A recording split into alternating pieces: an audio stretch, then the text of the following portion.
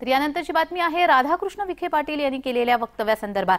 तलाठी भरतीमध्ये 25 लाखांहून अधिकची वसुली झाल्याचा आरोप त्यांनी केलेला आहे। रोहित पवारांविरोधात कायदेशीर कारवाई करणार असल्याचा इशारा राधाकृष्ण विखे पाटील यांनी दिलेला आहे। तर यावर जी कारवाई करायची ती करा, मात्र पुराव्यांचं काय करणार असा सवाल रोहित पवार यांनी राधाकृष्ण विखे पाटलांना केला।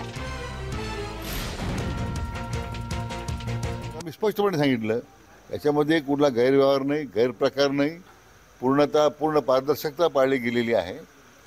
तरी जर फक्त आरोपासाठी आरोप होत असतील, विनाकारण आमच्या तरुण पिढीमध्ये गैरसमज निर्माण करण्याची भूमिका आहे। शेवटी सरकारचं आता काम खुलासा करण्याचं नाही आहे, आम्ही तर खुलासा केला आहे, परंतु अशा खोट्या प्रचार करून समाजामध्ये गैरसमज पसरवणाऱ्या लोकांच्या विरोधात गुन्हे दाखल करावे लागतील, ही माझी भूमिका मी जी म्हटली त्या भूमिकेशी मी ठाम आहे।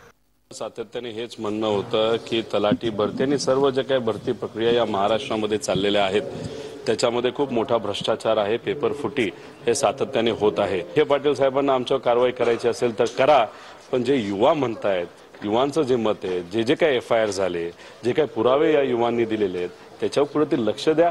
काल महाज्योतीचा सुद्धा पेपर तिथं फुटला हे आपण सर्वांनी तिथं बघितलं आणि हे दुर्लक्ष करत चाललेत। म्हणजे तुम्ही भ्रष्टाचार जर करत असाल, नाही तर याच्यामध्ये जर आर्थिक व्यवहार झाला असेल तर या गरीब मुला मुलींच्या भवितव्यावर का तुम्ही करताय, असं आमचं मत आहे।